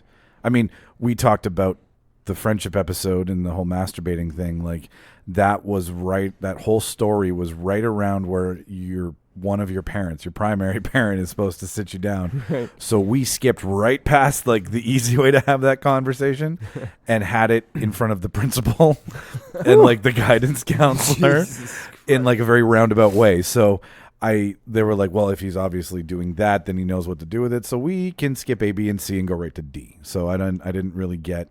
Actually, you know what? Okay, just for the record, principle, those two things can be mutually exclusive. Hang on. Other. I do remember it happening beforehand, and I remember it being after Wayne's World, and I remember and this is why. So we go to the Kildonan Place food court, and we go to the Chinese food restaurant, and the lady goes, well, what would you like? And my mom answers whatever, and she goes, what would you like? And I just instinctively respond with the cream of some young guy.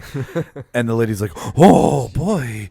And my mom looks at me like what, why would you say that? And I'm like, isn't that like in front of my mother?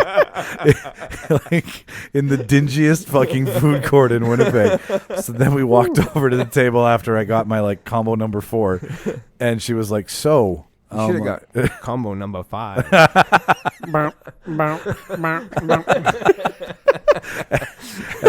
We got chicken balls, right? Sorry. Combo number 5. But yeah, she had to explain to me like where cream of some young guy comes from. Pun intended. You got it. Use a hand mirror. Yeah. That was. This is more of a you problem. Like, I can't look at Chop Suey the same way without thinking of that fucking story. So in the food court at the mall, that's a great venue for that Right? conversation. Any drug talk? Is there a funny story attached to that? Drug talk and alcohol talk. I was exposed to it just through the AA thing, right? Yes. So there was a lot of drug talk twice a week where people would be like, "Hi, I'm Paul, and I do drugs." And I didn't need to be told much. Didn't need to be told much, but I didn't know a lot of like context for those stories and references. Where to find good drugs, or yeah, right. Like those sharing moments. I'm just like playing. Yeah. This weed you talk of. Things go badly for you. Call me. like 12 years later, I'm sitting out with a bunch of buddies, and they're like, "Where do we score?" And I'm like, "Well, I know this AA room that's full of like a ton of people who have a past." No, that's dark.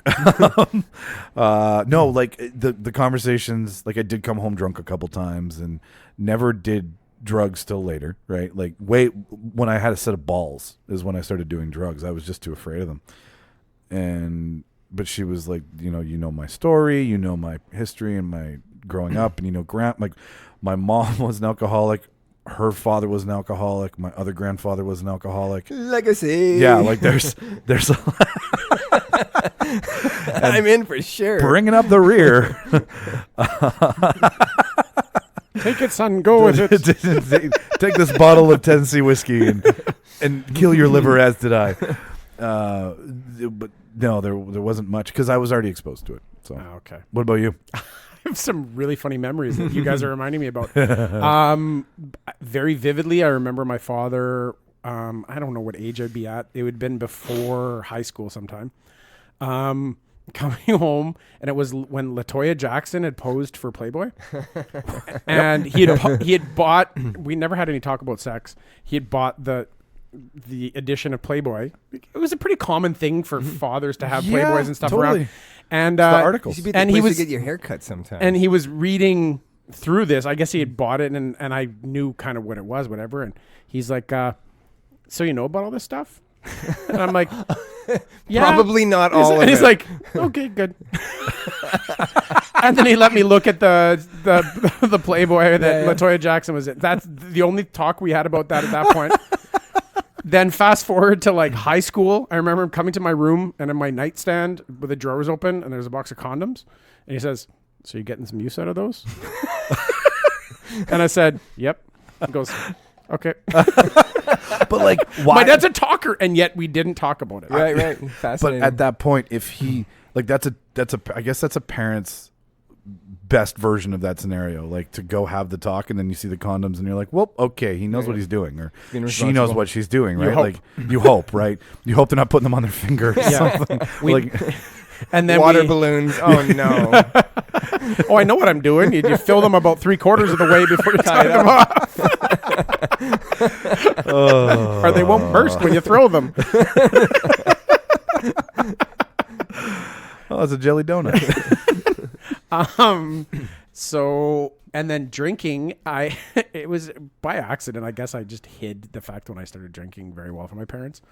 But we go to, around that age, there'd be like these teens against drinking and driving, so like the socials and stuff. Yes, the mad TAD, socials. teens against, right? TAD socials, which is kind of the offshoot of MAD. Yep. And because I told them, Literally. like, I'm going to these events, they're like, "Oh, well, he's anti-drinking." I'm like, "No, it's drinking and driving that I can't even do yet, but I'm gonna get hammered there." And they had no concept of that because they thought that I had like gone to these things that I was really against drinking. Yeah, Right. I did.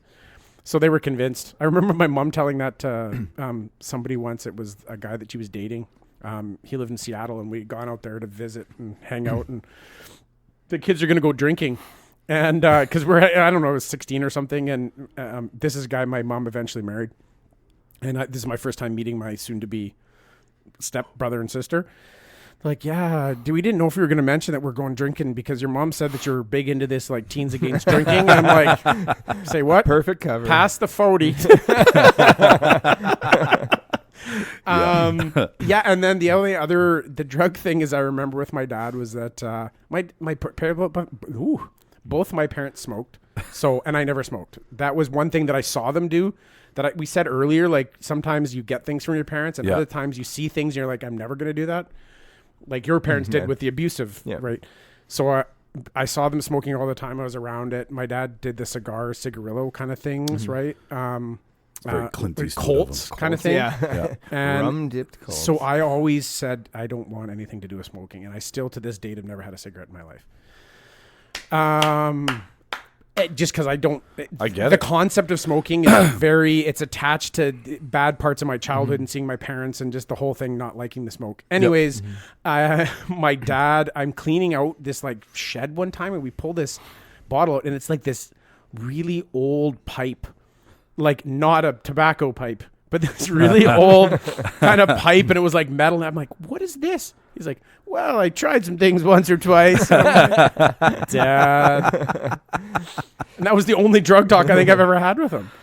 It's, I think we, like, I think because it wasn't so obvious when we were kids, like it wasn't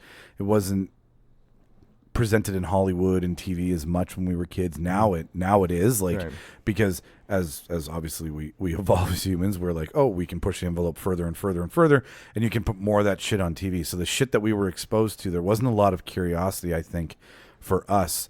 So we talked about it with our friends, and you ended up like conversing about it outside of your circle, Right. because you were embarrassed to talk about it with your parents. You talked about it with your friends, but I think kids now, like, it's everywhere. It's in music, it's in TV, it's everywhere. So I feel that there are places where you can set up a mock interview as a parent and talk to somebody else's children and practice Oh my God. about having the drug talk, the sex talk. And these are child actors who just... The twist of the plot is it's not a mock interview. You're just teaching someone else's kid. that's all you're doing, right? So you just trade kids to That's have right. a conversation Yeah. with Yeah. to remove the pressure and It's a anxiety? double blind room. Just switch parents in their rooms and tell these kids what you would tell your own kids. Good luck. That's genius. there's Well, we grew up in the age of the egg in the frying pan. I had a lot of questions after. yes, okay, yeah, Well, yeah. See, I grew up with an older brother and older sister, and so Any questions? In the- so I got to watch them and see how things went when you got older and started doing things that you weren't supposed to do. Yeah, you yeah. So You I know, watched window into the future. my brother was pretty reasonable with things and tried to keep it kind of low key. And then my sister was a rebel, and like it wasn't enough to do the bad thing. She had to do it and throw it in my parents' faces and get punished for it. Oh, one of those. So I looked at those two and I went, what could I do here? So I became the negotiator. So, one of my friends got caught with alcohol for the first time. I actually wasn't involved in that. But then I had to talk with my parents, and I said, look, you've had 2 kids. They both drank. Some of it went well, some of it went badly. We all know I'm going to drink, and can we just come up with a reasonable amount for me to drink so that we're all okay with this? Here's a chart. I present you with my idea. So- Option A. So what we agreed to was that I could go out drinking, or I could get drunk once a month. What that meant was, in real world terms, is I could get caught drunk once a month, which happened very little because my parents didn't stay up because it was okay for me to drink once a month. So it would really suck if they saw me interesting. drunk, the first weekend. I'm like, shit, now I can't drink for 3 weeks. But if they didn't catch me till the last week of the month, doesn't matter. I can drink next weekend too, and I've been drinking all month long. And if you went a whole month without getting caught, you were just banking Yeah. good. Yeah, good Yeah. faith. Yeah, You could do So- it twice the next month. And Yeah. it's like, well, you didn't catch me last month. And So. at one point, my mom caught me. I had a bunch of Playboys, Oh, boy. and so we sat down to okay, what's up? What I negotiated. What's up? I like naked women. You're a boy. You're a young boy. Like, Yeah. But I was probably 14 or something. That's right, And- when and you wanna where- steal a and- Playboy. And where did my 14-year-old son get 11 Playboys? But we don't even live in town. How did, I was a there's very not even 11 convenience stores in Sioux Lookout. I was a very resourceful kid. So again, we had a talk, and what I negotiated was, as long as it's just Playboy, that's okay. So as long as it wasn't Hustler or Pentos or whatever. So That didn't mean you didn't have it. so 6 months later, Just not get caught. 6 months later, my dad finds my literal big briefcase filled with Playboys, and yanks them and oh, we'll talk about this later, and has to go back to work or whatever. I guess she hadn't told him that story, or that we had that arrangement. So at the end of his shift, I guess he talked to her, and they're like, okay, you gotta deal with your mother. Here's your Playboys back.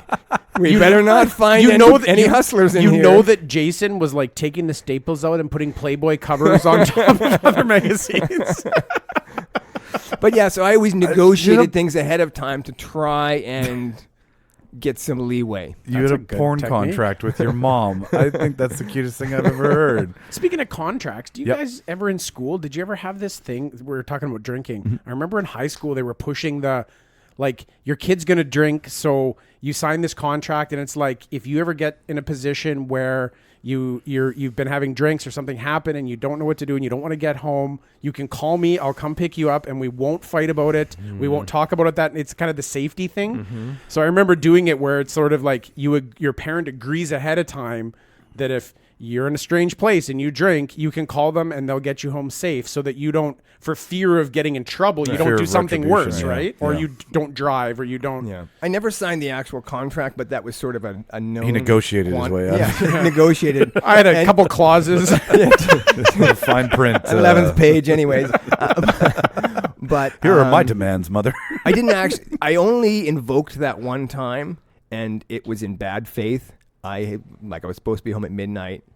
Mike McCraw was having a killer party, so I They're always showed killer, up at yeah. 4 or something. McCraw always had good shakers. And then of course, fuck, McCraw did have good shakers. I'm a cross shaker. and then they were like, what is going on? I'm like, oh, I'm sorry, I drank too much, and you're supposed to call us. I'm like, yeah, but it was so late, I didn't want to. So that was a shitty move on my part. That was in bad faith. Breach of contract. But that's breach of contract, and that was the only time I ever invoked that. But like I said previously, I would show up at a house party at 7:00 and drink like 8 shots of gin, vodka, to get like whatever random booze, so Yeah. that I would get drunk and then get sober. So I didn't really drive drunk much. Yeah, no, I never had the contract. We didn't even have the talk, but my mother was like pretty like just don't do anything more stupid. She would have been okay with it. Yeah, she would have been fine with it. Is really what it is, and it's like that's like don't do anything more stupid than stupid. Is really how. That reminds me of some advice my dad gave me once. We're going out on gate night. Right? You and your dad? Before Halloween, I'm going out with my friends on gate night. And I'm going to leave the house and I'm wearing all bad. I'm wearing black pants and a black hoodie. My dad's like, "Where are you going?" I'm like, "Oh, we're just going to hang out." He's like, "Whatever you do, don't get caught." That's really what it is all about, right? My dad tells me this. Don't do anything. Whatever you do, don't get caught. So we go out, we do stupid things. We throw some eggs, we run, we get caught. I decide at some point, we run around, we're like chasing people, blah blah blah. I decide, I don't know why, I have this knife on me. I bought a switchblade comb. No one ever knows. I bought a knife's on them. switchblade comb and I replaced the comb with a blade and made my own switchblade. So I took this out on gate night. I feel like we should end this now. And I thought it was cool. So there was a bike parked at the school that night. I guess some kid had left it overnight, and I slashed the bike tire. Oh. And I'm only assuming that somebody ratted me out, and I got caught for it and had to deal with it and pay for it. And my father actually said to me, "What did I tell you?" I love that, man. What? Did we not have this conversation? Yeah. Don't get caught. And that goes right back to when you got in trouble when you were a kid, right? Yeah. What did I tell you? What did I tell you? Tell me what I told you. Dad just said don't get caught. And what did you do? I got caught. When you always used to say, what was my dad saying? This parent thing's just remind. He was the take easy, make nice. I'd be leaving the house and be like, "I'm heading out to my friends. We're going to do this. Okay, take easy, make nice." And that was sort of the way of saying, like, I like it. That's a great way to leave a room. Yeah. Yeah. like just kind of chill. Keep your shit Don't get in together. trouble. Basically, a way of saying don't get into shit. Yeah. But yeah, I think he still says it to this day. My dad was pitter patter, let's get at her. Which when I say it, I'm like, fucking asshole. That's all I got. Like that's the only thing I got from him. That's Right? the advice you gave me. Well, that's like the one thing I like whenever I notice that I'm being like Terry, like, which is my dad's name. I always like stop for a second and I'm like, is that something you want to continue doing, Michael? Because like my dad was my guys from Beausejour will come into work and they'll hear my last name and they're like, you wouldn't happen to be Terry's boy, would you? And I'm like, yeah. And I look at them and I'm like, okay, so you're about 70, so you probably know my grandpa more than you know my dad. They own a food fair in Beausejour, right? So I'm like, did you know Michael or did you know Terry? And they're like, we know Terry. And I'm like, he's a dick, isn't he? Because I know that anybody around that age, like, they're not gonna. No one's standing up for my father. But so what did we learn? What did we learn from this? From our adventures with our parents? If you could go back in time, what are we going to say? Are we going to talk about how we treat our parents differently? That's what my should have known better thing was. I don't know if any teenager can even understand the ignorant, small-minded, nasty, vicious, horrible shit that they say and do to their parents. Even if they love them, even if you have a good, air quotes, relationship. There was some awful things that I did that when I think about the things I've done in my life that I wish I could get back, most of them would be related to the way I treated my parents in my teenage years. And I probably wasn't even considered a problem child. Right? Same. I agree. That's 100%. what I wish. And why is, no matter how much you tell a kid nowadays that nobody ever learns that by being told. You can't, and that's how I sort of preface this. Yeah. I don't think anyone can learn that by being told. I don't know that anyone is capable of that. Even if you don't do it, I don't think it's because you know better, because you figured something out that none of the other teenagers figured out. I think maybe you just randomly lucked into that behavior, and so you didn't do it. But I don't think you even necessarily know. Or you didn't have the opportunity to do it. Yeah. You weren't presented with that opportunity. It's the only reason you didn't do it. Yeah, exactly. I was robbed of being a dick that one day. Yeah. I would have stole a car. I just never had the opportunity. Exactly. I was dying to do it. I want to get that criminal record started. What about you, Mark? It all centered around this when I was thinking about it, is how no matter what I say, I think 15, 16-year-old Mark would not fucking listen to me. No. This is one of those ones where I could talk till I was blue in the face, and I'd be like, appreciate your parents at this age. You're going to have great memories. Don't be such a dick. They're just people too. Like, they probably went through the same shit you're going through. That shit she says hurts. Quit lying to them about fucking everything for no reason. Yeah. Because they're not stupid and they don't believe it anyways. Yeah. Right? They know you're lying. Like, they've heard it before. They got 25, 30 years on you. But he wouldn't listen. He would just be... And again, I wasn't the trouble... My parents barely knew about anything that I did. They would say, you're a pretty good kid. I just didn't get caught. You did what your dad told you. I listened to my father's words of advice. If it comes down to anything today, don't get caught, kids. Well, that might be the good advice, is listen to your father. What did I tell you? Listen to my father. That's What did I tell right. That you? one night, if I could do anything different, I should have known better and not slash that tire in front of that one kid. Keep walking, Christopher Walken. What about you, Mike? my friend? I would first start with treating my mother with more respect and patience and understanding, which asking a 14-year-old to do is a monumentous fucking Again, task. don't be a dick to your parents. Yeah, that's what it really comes down to, because we're all bornded by these people. I know it's not a word. Don't calm down, Mark. And then they sacrifice. I think it comes down to learning what sacrifice is as a person and an adult. Yeah. And then understanding, okay, if I'm just sacrificing this thing or that thing that really doesn't have a lot of stock, like sacrificing food because you're on a diet, or sacrificing... Giving up stuff I don't care about. Yeah, minuscule shit. Then you apply that to when you understand sacrifice to the time, energy, effort, and financial investment that it takes to raise a child. Just the lack of sleep alone. Yeah. Not having kids. Like, you're not functioning for the first 6 years, Yeah. right? I see everybody now And then who's you're having functioning kids. poorly.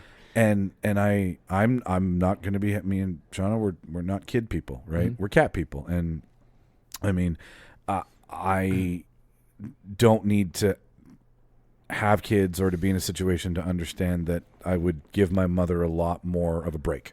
Yeah. That's really what it would come down to. Now, I And- think you, sorry to interrupt here No, for one no, sec, yeah. but I think you're touching on something that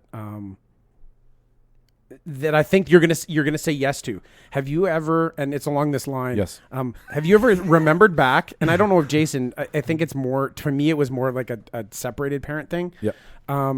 But thought of something that happened that your parents, like, in retrospect, something they did do with you that you're like, oh, like they spent a bunch of time doing this thing, and then you think of how old they were when they were doing that for you, I know and where you're you're getting like, at. like wait a second, like I'm older now than my dad was when they had separated and he was taking me on these trips. Yeah. So like my dad was me, like younger than me right now, and he was doing that. I'm like, And I'm a bastard. Yeah. I'm like, holy shit, he gave a lot for me. That's the self-awareness that I'm Yeah. talking about with understanding sacrifice, and then looking at your age and totally, like when I think about when my mom was 40, that's what, 20, it's like 26 years ago, so I'm 36, so I'd be 10. Even put it back 10 years, like put it back to like when I was 26, like my mid to late 20s, like I was not doing those things at her age. Exactly. When she was doing them for me. And that was a big deciding factor in should I have kids, because I'm like, okay, if that's what my mother was doing and that's what has never crossed my mind to ever want to do, that was a question I was like, okay, ask that of yourself before you just go and say, well, I guess I should have kids because I'm bored. Like, and not against anybody who wants to have kids or has kids. I think there's a lot more thought requirement these days that needs to go into birthing children and raising children, birthed or not. It's just a question that needs a lot more answering. But yeah, I totally agree with you, Mark. 150%. It blows me away every time I think of that, because when I was 10, like my dad was, he was an adult to me. He wasn't me now. Like I'm not what my dad was then. And the things that he would do, like we go on a vacation, like for a week with me and him, like out to this camp down in Minnesota and, or North Dakota. But I'm like, I don't know if I could do that at 40 with a 10-year-old, like, Yeah. you know, and just spend the week just hanging out with just him. Like, I'm like, Just to wow, make he him really happy. did. Yeah, he did some pretty fucking awesome things for Amazing me. shit. And I don't think I'm the man that he was then. Like, you know, it kind of gives you that weird, I don't know. My parents are always old to me, and I don't think of them as my age. And when you do, it kind of fucks with your It mind does. It perspective. fucks with your grasp on time, right? Yes. Because you're like, I don't know you as anything else but being this much more ahead of me. So to then take them and apply them to your everyday life and be like, what are you doing when your parents were the same age? My God, yeah. Like my mother traveled on every basketball and volleyball and cross country field tournament all over Western Canada with me. Look at Mike bragging about his athletic prowess. Yes, it was once there. It was there once. Jason, you meditating, trying not to laugh at me playing basketball? Is that- My mother traveled to watch me win state. My mother. I'm not going to comment because I care too much about you, my friend. I'll tell you what joke I'm thinking of after this podcast. Fair enough. On that note, I think we all kind of agree that patience, respect, and getting close. Like, if I could go back, and I think we all can agree that if we all could go back and say a do-over, we would just get more invested as opposed Be more to responsible. yeah, more responsible, more emotionally invested, and more just like trying to form a relationship instead of waiting till we're older and understanding And that. really, the entire theme of this podcast, Should Have Known Better, is all about 16-year-olds not fucking knowing nothing. Yeah. Like, Yeah, you know, yeah. like knowing fuck all. Yeah. Sweet fuck all is really what it is. So when we Worst talk about part of everything humanity. else, yeah, it encompasses this whole thing that teenagers know squat. Yeah. And listen to your parents. And you're still a teenager. Like a month to them seems like years. Like that was the thing. Yeah. I don't understand. I see my niece and she's like, well, you didn't talk to me for a week. And I'm like, a fucking week? Like, I'm old. like week's nothing. It's like the whole school year. I'm like, that's only like 8 months. 10 months tops. Still, talk to me when it's like 4 years now. Exactly. I haven't seen this person in 20 years. Anyways. Well, I should have known better. I should. Sorry, Mom and Dad. Yeah. I love you. Thank you, Jason. Yes, if our parents ever do hear this, we love you very much for putting up with our shit. Even you, Mom. And and thank you for everything that you have given us and bestowed upon us. And we'd be half the people, even a shred of who we are. So on that note, thank you to everybody for tuning in to another episode of Should Have Known Better. You can follow us on Instagram, Facebook, and Twitter if you are new to us under Should Have Known Better. Email address is shouldhaveknownbetter@gmail.com or shouldhaveknownbetterpodcast@gmail.com. Nobody emails us, so I can't remember what the fuck it's called. Don't forget Spotify. One day. Yep. One day. Yeah. One day Somebody we'll get will it. send an email. Yeah. Somebody so- from Florida is going to complain. Florida man complains. Florida man murders 3 Canadian podcast hosts. And yes, if you want to listen to us, you can check us out on Spotify, which is where all of our love comes from. So thank you to everybody who listens to us on Spotify. We're also on Apple Podcasts. We are on our home base Podbean, and we're also on Google Play Music. Besides that, follow us this week. We're giving away a T-shirt. And And if you are listening to this, go onto Instagram or something and leave us a comment. Let us know that you're out there. Yeah, I don't care who you are. We know you. Yeah. Chances are. Yeah. So say, hey, what's up? Please do. That We've podcast got- Just sucked. tell us how the weather is in Utah. That's fine. So thank you for tuning in to another episode of Should Have Known Better. I'm Michael Petro. I'm Mark Cowell. I'm Jay Smith-Fallman. Thanks for tuning in. Bye-bye.